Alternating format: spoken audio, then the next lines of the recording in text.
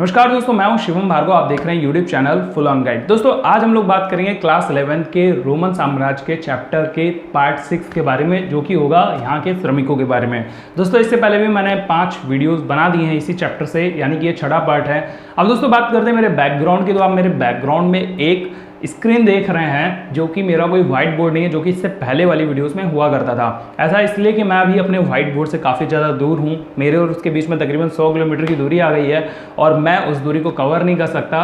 So that कुछ दिनों तक वीडियोस ऐसे ही आएंगी और आप मुझे अपनी प्रतिक्रिया और राय में बताएं जरूर कि आपको ये वीडियोस कैसी लग रही हैं। पहले वाली वीडियो ज़्यादा सही हैं या ये वाली वीडियो ज़्यादा अच्छी हैं। अभी बीच में कुछ दिनों तक वीडियो ना आने के पीछे यही रीज़न था। अब दोस्तों हम लोग चलते हैं चैप्टर पे।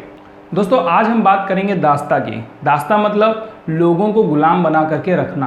तो रोमन साम्राज्य में भूमध्य सागर और निकटवर्ती पूर्व दोनों क्षेत्रों में दास्ता की जड़ें बहुत गहरी थी और ये वर्षों से चली आ रही थी। लेकिन दोस्तों जब 4वीं शताब्दी में यहाँ पर ईसाई धर्म को राजधर्म बनाया गया तो इस गुलामी को रोकने की खूब कोशिशें नहीं की गईं।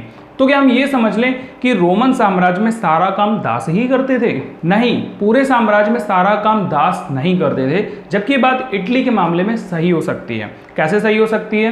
कि वहाँ पर बहुत अधिक दास्ता थी। अब कैसे हम कह सकते हैं कि वहाँ पर बहुत अधिक दास्ता थी? तो दोस्तों वहाँ पर 75 लाख में 30 लाख दास थे। अब आप सोचो, इतने ज़्यादा दास मतलब आबादी का आधा हिस्सा दास था। आइए दोस्तों दासों की स्थिति पर थोड़ा सा गौर फरमाते हैं। उन दिनों दासों को पूंजी निवेश की दृष्टि से देखा जाता था। अब आप कहेंगे कि भाई पूंजी निवेश क्या होता है?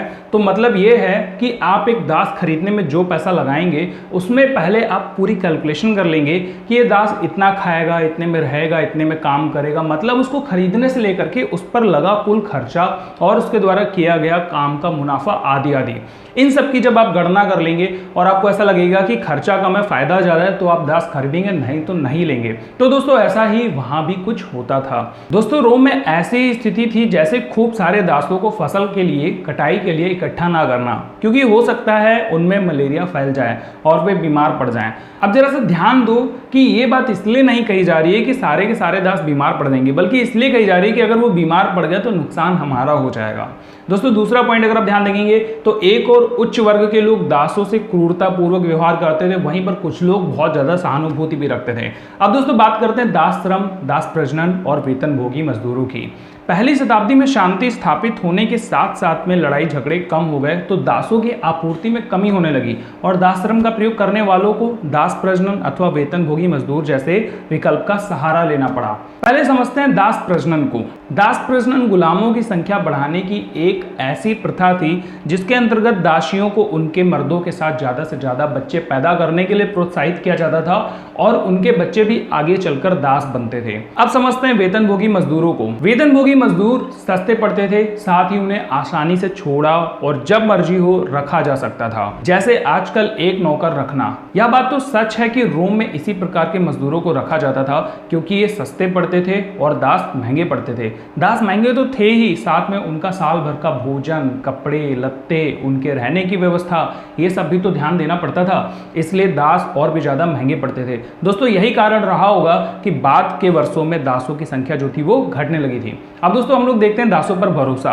जो दास मुक्त कर दिए गए या जिनके मालिकों ने उन्हें आजाद कर दिया था, दोस्तों ऐसे लोगों को अन्य लोगों या उनके पुराने मालिकों द्वारा ही खरीद लिया जाता था ताकि वो व्यापार खरीदने के लिए काम आ सके।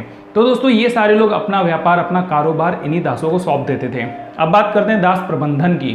दोस्तों रोम के ऐसे लेखक जो केवल कृषि विषयों पर लिखा करते थे, उन्होंने श्रम प्रबंधन की ओर बहुत ध्यान दिया था। कितना ध्यान दिया इसको इस बात से समझते हैं। दक्षिण स्पेन के एक लेखक जिनका नाम था कोल्लुमेला, इन्होंने दोस्तों अपने लेखकों में लिखा, उसमें सिफारिशें की कि जमींदारों को अपनी जरूरत से दुगनी संख्या में उपकरण और औजार रखने चाहिए जिससे उत्पादन हमेशा चलता रहे, क्योंकि दास संबंधी श्रम समय की हानि ऐसे मदों की लागत से अधिक बैठती है। क्या मतलब हुआ? मतलब यह हुआ कि अगर किसी के पास कोई उपकरण नहीं है तो उससे रिलेटेड जो दास होगा वो खाली बैठा रहेगा और जब वो खाली बैठा होगा तो जो नुकसान होगा वो दोस्तों उस उपकरण की कीमत से बहुत ज़्यादा होगा। तो अच्छा रहेगा कि आपको उपकरण खरीद कर रख लेना चाहिए जिससे बाद में कभी कोई दास खाली ना बैठे। दोस्तों रोमन साम्राज्य में दास को या मुक्त श्रमिकों को अपने कार्यों के लिए भर्ती करने से पहले निरीक्षण भी कराना बहुत जरूरी था। इसका मतलब ये हुआ कि जैसे आजकल हम लोग खूब देख परख कर किसी व्यक्ति को अपने काम के लिए हायर करते हैं, जिस व्यक्ति को हम दोस्तों अपने काम के लिए हायर कर रहे हैं वह अच्छे से कार्य करेगा या नहीं, इन सारी बातों का हम लोग परख करते हैं। दोस्तों यह निरीक्षण सरल करने के लिए कामगारों को वहां पर कभी कभी छोटे वर्गों या दलों में भी बांट दिया जाता था। कुल्लू मेला ने 10-10 श्रमिकों के समूह को बनाने की सिफारिश की थी और यह दावा किया था कि इन छोटे समूहों में यह बताना बहुत आसान हो जाएगा कि कौन सा समूह का व्यक्ति जो है वो खाली बैठा हुआ है और कौन बहुत सारा काम कर रहा है। दोस्तों यहाँ पर कामचोरी भी बहुत ज़्यादा होती थी। इससे पता चलता है कि श्रम प्रबंधन पर भी खूब विचार किए जाते थे।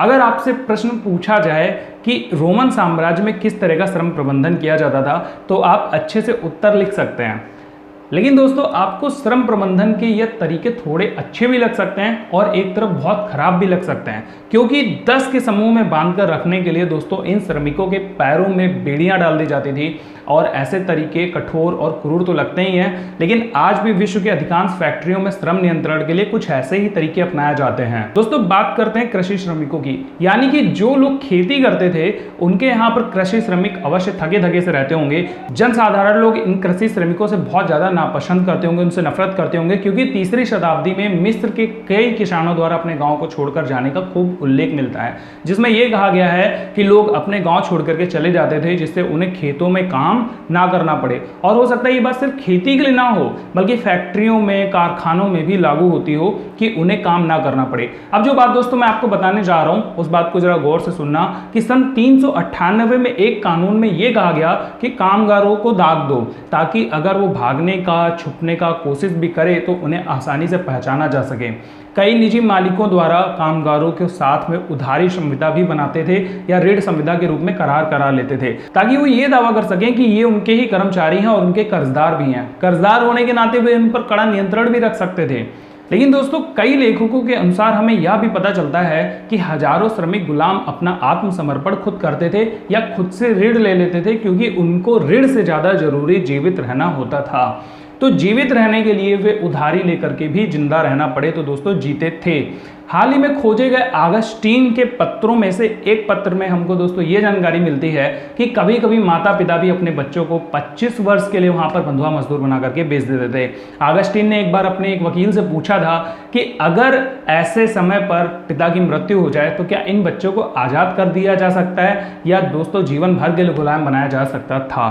दोस्तों यह सारी बातें हमें बहुत ज़्यादा विस्तार से बताती हैं कि रोमन साम्राज्य में दासों की और वेतन भोगियों की कैसी स्थिति रही होगी। फिर भी दोस्तों हमें इस संबंध में सही स्थिति समझने के लिए पर्याप्त सावधानी बरतनी चाहिए और सीधे सीधे निष्कर्ष पर नहीं पहुंचना चाहिए कि ज़्यादातर जितने भी श्रमिक थे इन पर कई तरीकों से दबाव डाला जाता था। हम यह भी अनुमान लगा सकते हैं कि 6वीं शताब्दी तक भूमध्य सागरीय क्षेत्र में विशेषकर पूर्वी भाग में वेतन भोगी श्रमिक बहुत ज़्यादा फैल गए थे। तो इस बात से भी आप काफ़ी अंदाजा लगा करके बोल सकते हैं कि किस प्रकार की वहाँ पर स्थिति रही होगी। दोस्तों आज की वीडियो में बस इतना ही। ये टॉपिक आपका मैंने कंप्लीट कर दिया, दासों से संबंधित या फिर यहाँ के वेतनभोगी श्रमिकों से संबंधित या फिर दास प्रजनन से संबंधित।